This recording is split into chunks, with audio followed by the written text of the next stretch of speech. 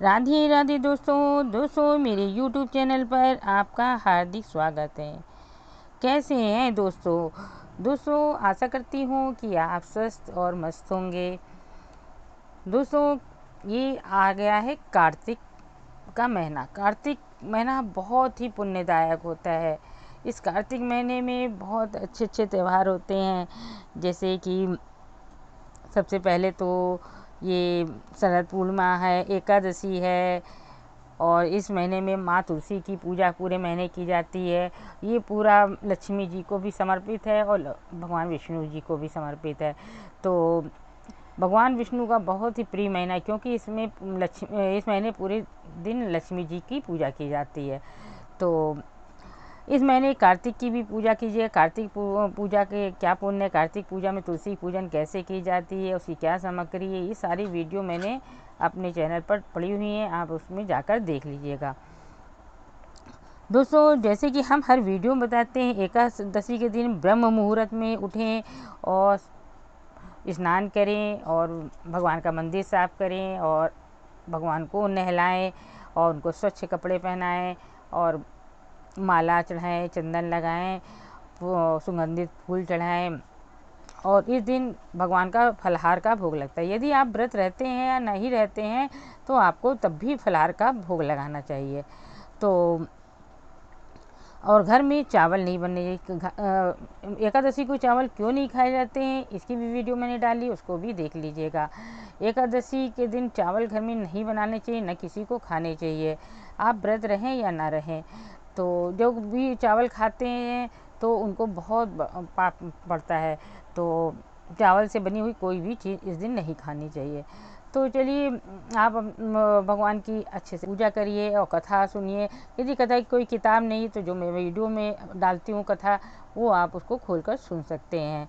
तो रमा एकादशी के दिन भगवान को सुबह नहला धुलाकर उनको अच्छे वस्त्र पहनाकर भोग लगाइए और फिर कथा सुनिए, उनकी आरती वगैरह कीजिए और पूरे दिन व्रत रहिए। पूरे दिन ओम नमो भगवते वासुदेवाय का जाप करते रहिए और हो सके तो इस दिन भगवान विष्णु स्तोत्र का पाठ भी करें और विष्णु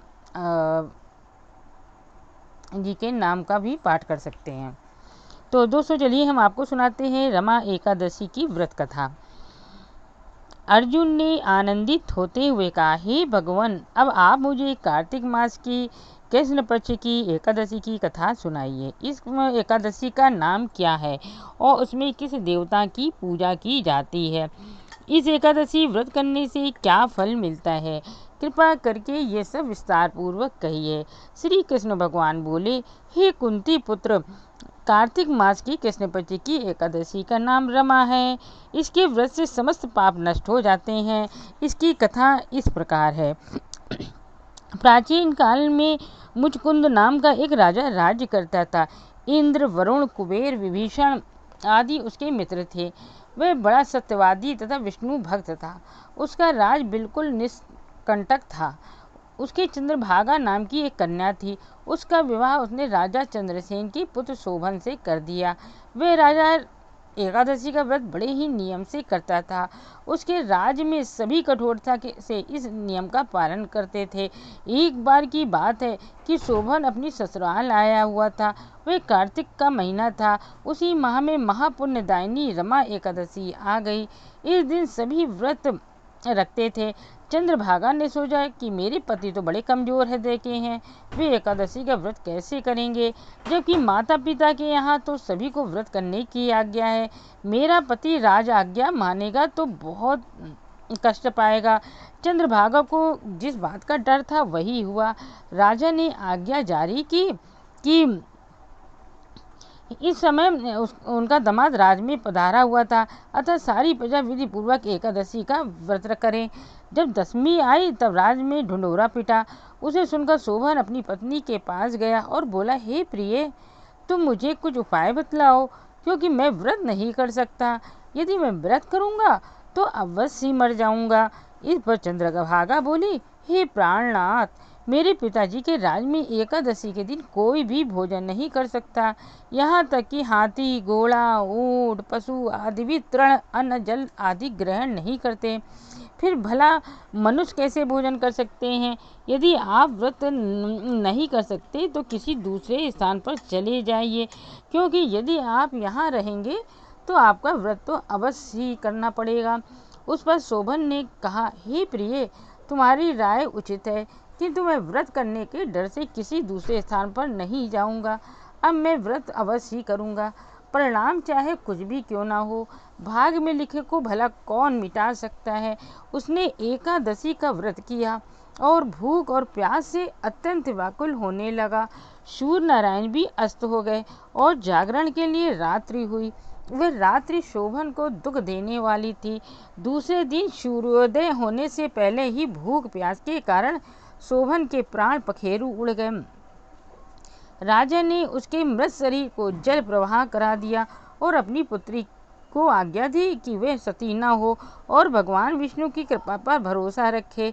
चंद्रभागा अपने पिता की आज्ञानुसार सती न हुई। वे अपने पिता के घर रहकर एकादशी के व्रत करने लगी। उधर रमा एकादशी के प्रभाव से शोभन को जल से निकाल लिया गया और भगवान विष्णु की कृपा से उसे मंद्राचल पर्वत पर धन धान्य से युक्त तथा शत्रु रहित देवपुर नाम का एक उत्तम नगर प्राप्त हुआ। उसे वहां का राजा बना दिया गया। उसके महल में रत्न तथा स्वर्ण के स्तंभ लगे हुए थे। राजा शोभन स्वर्ण तथा मणियों के सिंहासन पर सुंदर वस्त्र और आभूषण धारण किए बैठा था। गंधर्व तथा अप्सरा नृत्य कर उसकी स्तुति कर रहे थे। उस समय राजा शोभन दूसरा इंद्र प्रतीत हो रहा था। उस समय मुचकुंद नगर में रहने वाला सोम शर्मा नाम का एक ब्राह्मण तीर्थ यात्रा के लिए निकला हुआ था। घूमते घूमते वह उसके राज में जा पहुंचा। उसको देखा। वह ब्राह्मण उसको राजा की जमाई जानकर उसके निकट गया। राजा शोभन ब्राह्मण को देखकर आसन से उठ खड़ा हुआ और अपने ससुर तथा स्त्री चंद्रभागा की कुशल क्षेम पूछने लगा। सोम शर्मा बोला, हे राजन, हमारे राजा कुशल से हैं तथा आपकी पत्नी चंद्रभागा भी कुशल है। अब आप अपना वृतांत बतलाइए। आपने तो रमा एकादशी के दिन अन्न जल ग्रहण न करने के कारण प्राण त्याग दिए थे। मुझे बड़ा आश्चर्य है कि ऐसा विचित्र और सुंदर नगर, जिसका ना तो मैंने कभी सुना और न ही कभी देखा है, आपको किस प्रकार प्राप्त हुआ। शोभन बोला, हे ब्राह्मण, ये सब कार्तिक मास की कृष्ण पक्ष की रमा एकादशी के व्रत का फल है। इसी से मुझे ये अनुपम नगर प्राप्त हुआ है, परंतु ये अस्थिर है। इस पर ब्राह्मण बोला, हे राजन, ये अस्थिर क्यों है और स्थिर किस प्रकार हो सकता है, सो आप मुझे समझाइए। यदि इसके स्थिर करने के लिए मैं कुछ कर सका तो ये उपाय मैं अवश्य ही करूँगा। शोभन बोला, हे देव, मैंने ये व्रत विवश होकर तथा श्रद्धा सहित किया था। उसके प्रभाव से मुझे ये अस्थिर नगर प्राप्त हुआ। किंतु यदि तुम इस वृतांत को राजा मुचकुंद की पुत्री चंद्रभागा से कहोगे तो वह उसको स्थिर बना सकती है। ब्राह्मण अपने नगर को लौटा और उसने चंद्रभागा से समस्त वृतांत कहा। इस पर राजकन्या चंद्रभागा बोली, हे ब्राह्मण देव, आप क्यों ये सब दृश्य प्रत्यक्ष देखकर आए हैं या अपना स्वप्न कर रहे हैं। ब्राह्मण बोला, हे पुत्री, मैंने तेरे पति शोभन तथा उसके नगर का प्रत्यक्ष देखा है, परंतु वह नगर ऊर्ध्व अर्थात अस्थिर है। तू कोई ऐसा उपाय कर जिससे कि वे स्थिर हो जाए। चंद्रभागा बोली, हे महाराज, आप मुझे उस नगर में ले चलिए। मैं अपने पति को देखना चाहती हूँ। मैं अपने व्रत के प्रभाव से उस नगर को स्थिर बना लूँगी। चंद्रभागा के वचनों को सुनकर वह ब्राह्मण उसे मंद्राचल पर्वत के पास वामदेव के आश्रम को ले गया। वामदेव ने उसकी कथा को सुनकर चंद्रभागा को मंत्रों से अभिषेक किया। चंद्रभागा मंत्रों तथा व्रत के प्रभाव से दिव्य देह धारण करके पति के पास चली गई। शोभन ने अपनी स्त्री चंद्रभागा को देखकर उसे प्रसन्नता पूर्वक आसन पर अपने पास बैठा लिया। चंद्रभागा बोली, हे प्राणनाथ, अब आप मेरे पुण्य को सुनिए।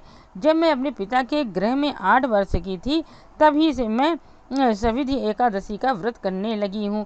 उन्हीं व्रतों के प्रभाव से आपका ये नगर स्थिर हो जाएगा और समस्त कर्मों से युक्त होकर प्रलय के अंत तक स्थिर रहेगा।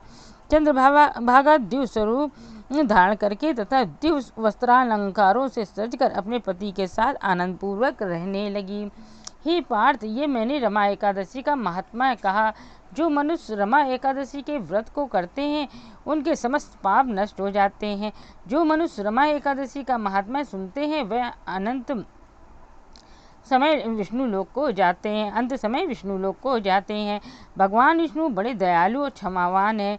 श्रद्धापूर्वक या विवश होकर भी यदि कोई उनका पूजन या एकादशी व्रत करता है वह उसे भी उत्तम फल प्रदान करते हैं।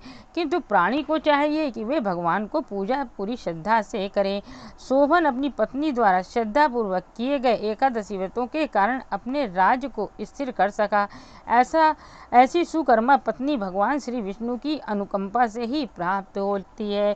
बोलो एकादशी की जय। ये थी एकादशी व्रत की कथा। और ये कार्तिक मास की एकादशी का व्रत सभी को रहना चाहिए। ये रमा एकादशी और आगे देव उठावनी एकादशी का भी व्रत रहना चाहिए। ये दोनों एकादशी बहुत ही उत्तम है, बहुत ही पुण्यदायी है, तो इन दोनों एकादशी का व्रत रखना चाहिए। मेरी वीडियो पसंद आई हो तो आप ज़्यादा से ज़्यादा शेयर कीजिए और वीडियो को लाइक कीजिए। मेरे चैनल को सब्सक्राइब ना किया हो चैनल को सब्सक्राइब कीजिए। चलिए अगली वीडियो मिलते हैं। राधे राधे।